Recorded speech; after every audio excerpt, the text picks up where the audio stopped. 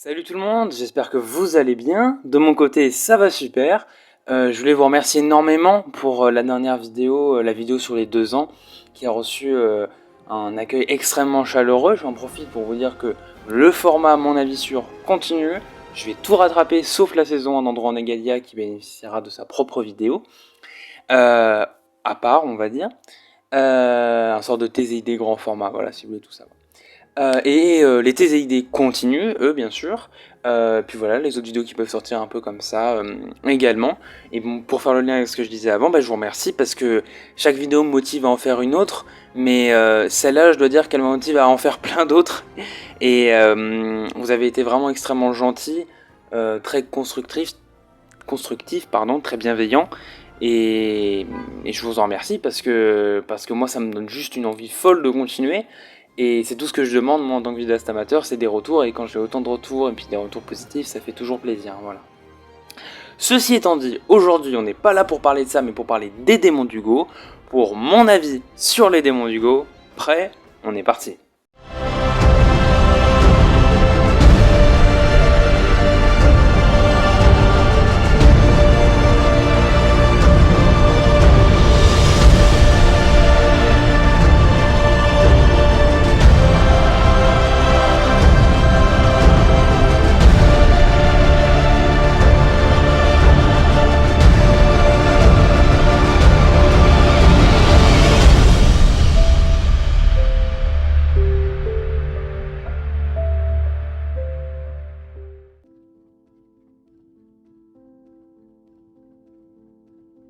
Les démons d'Hugo est un roman adapté en fiction audio, créé par Superflame. Il reçoit l'aide de Rémi Pauvert, Yue et Samuel Devoux pour la fiction audio, ainsi que la première et quatrième de couverture.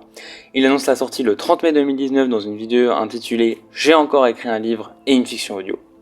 Le livre est tout d'abord disponible sur Lulu avant d'arriver comme les autres le 3 février 2021 sur Amazon et annoncé le 23 février de la même année sur YouTube.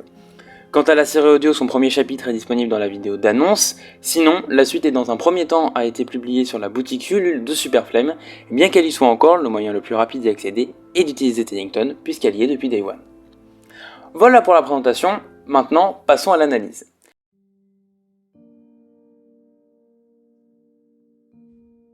Alors il y a plusieurs aspects intéressants dans les démons d'Hugo. D'abord on a le ton de l'œuvre, c'est léger, et ça pour moi c'est porté grâce à deux éléments, deux duos qui contrastent beaucoup avec les faits qu'ils vivent. Le premier duo c'est Thibaut et Hugo. C'est des lycéens, tout ce qu'il y a de plus classique, les deux traînent tout le temps ensemble, ils se disent tout, c'est d'ailleurs comme ça qu'ils sont présentés dans le récit. Comme à son habitude, Hugo se rendait au lycée en bus. Il avait, comme à chaque fois, gardé une place à son ami Thibaut. Les deux jeunes hommes se connaissaient depuis longtemps. Ils avaient l'habitude de toujours tout partager.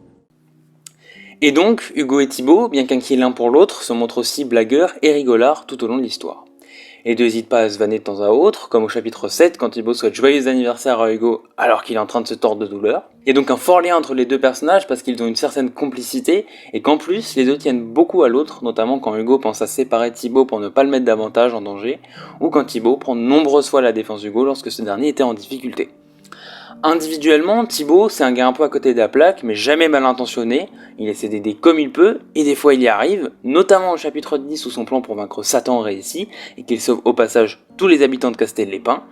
Hugo, quant à lui, est plus calme, plus réservé, il accepte assez facilement son sort, comme lorsqu'on lui apprend qu'il est schizophrène ou qu'il propose de se rendre au diable pour éviter toute casse supplémentaire. Il n'éprouve pas beaucoup de peur et prend ses responsabilités face à la situation qui lui tombe dessus, il est donc assez mature pour son âge. Ça, c'est pour le premier duo. Le deuxième est à la fois l'inverse et l'identique que le premier, autrement dit sa symétrie. Je parle bien évidemment de Gérard et Josette. Les deux sont un couple de retraités, tout ce qu'il y a plus de classique. Néanmoins, on sait visiblement que Gérard était soldat lors de la Seconde Guerre mondiale, puisque Josette dit qu'il aurait tiré sur un soldat allemand pour l'impressionner quand il était jeune. Ça m'étonnerait qu'il soit rescapé de la Première Guerre mondiale. Les deux sont l'archétype du petit couple de vieux qui se chamaillent, mais qui s'aiment tout de même. Les deux font attention l'un à l'autre, et surtout ont un instinct de protection envers Thibaut et Hugo, auquel ils font très attention et apportent leur aide jusqu'au bout.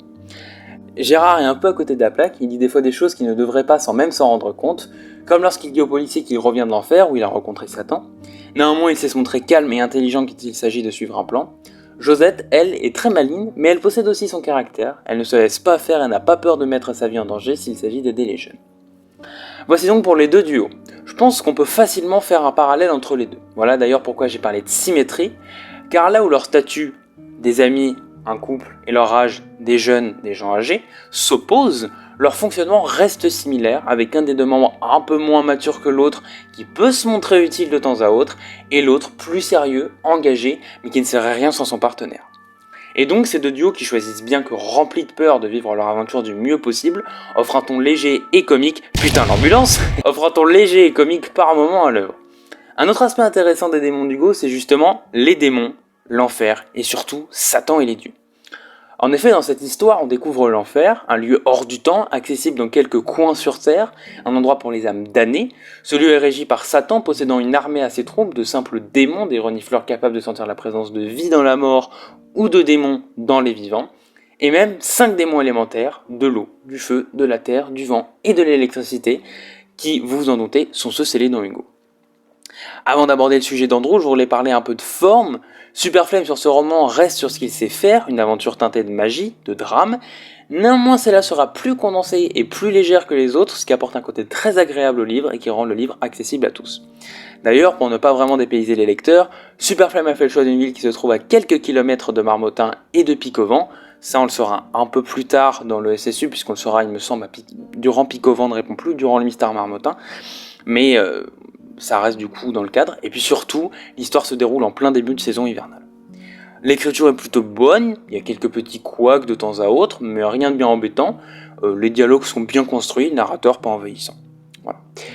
Faut aussi noter que l'histoire est très efficace avec toutes les intrigues qui sont résolues, en temps et en heure, et avec une quête principale simple à comprendre, mais complexe à réaliser pour les protagonistes. De quoi créer de la péripétie, et nous donner le livre qu'on a entre les mains. Sur ce point, c'est bien joué. Surtout que, cerise sur le gâteau, l'introduction de l'or est bien gérée, ça fait donc un très bon cocktail. Et donc mon dernier point, avant de passer à mon avis, c'est bien évidemment Andrew Bennett. Globalement rien à redire, si ce n'est qu'Andrew reste dans la même lignée que celle du calendrier, et d'ailleurs je suppose que l'histoire se déroule quelques mois après Andrew Bennett et l'œil de Kamimba, au moment où Andrew reprend des contacts avec les humains, là où il a évité un maximum avant, ce qui explique donc cette dynamique plutôt positive avec les autres personnages. Andrew se montre très pro, n'expliquant que le nécessaire, quittant les autres comme à son habitude, motivé par son éthique et non par son affect, et ça peut se comprendre. Andrew n'a pas passé le même temps avec Hugo, Thibaut et tous les autres qu'avec Nathan Bloom, Philippe Tassier, etc. Néanmoins, il se montrera très en difficulté quand il se retrouvera en enfer, à devoir signer un contrat magique avec Satan, ce qui le ramènera à sa condition humaine, bien qu'étant un propriétaire de porte, et surtout avec son lien avec les autres. Il était libre de partir de l'enfer comme bon lui semble, mais lui, attaché à ses valeurs pacifistes et surtout pris d'affection pour ses jeunes amis et ce petit couple, accusant son erreur d'avoir oublié de s'opposer sur Hugo, décida de prendre une décision avec son cœur.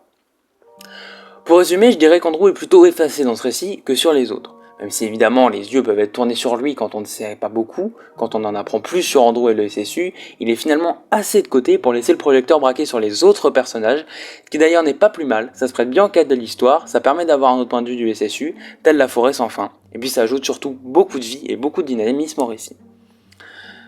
Voilà, j'ai beaucoup donné mon avis sur la partie analyse, parce qu'en soi mon analyse est subjective et reflète de ma vision de l'œuvre, et donc de mon avis, mais j'aimerais rajouter une petite chose.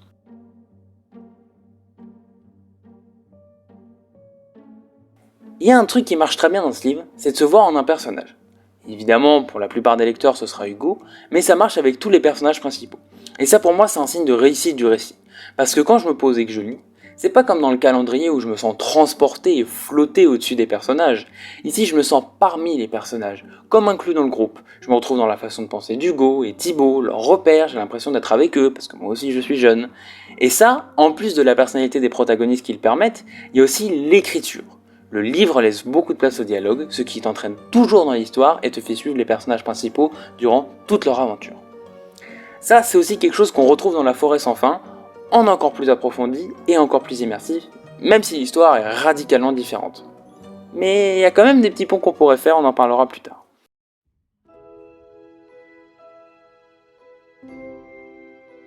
Voilà globalement pour mon avis, suivons une bande de jeunes qui vont en enfer, dont un qui possède des démons, accompagné par un mec qui peut invoquer une porte du sol et aller dans un bureau hors du temps, tout en se traînant un petit couple de vieux bourgons, restant attachés, c'est un parfait mélange pour se détendre et s'évader quand on est un jeune et j'espère un grand aussi. Voilà pour cette vidéo, j'espère qu'elle vous aura plu. Désolé du temps qu'elle aura mis à sortir, mais la voilà. N'hésitez pas à me laisser un petit commentaire avec votre avis sur les démons d'Hugo et vos retours sur la vidéo. Le Twitter de la chaîne est évidemment en description. Merci de m'avoir regardé, à la prochaine.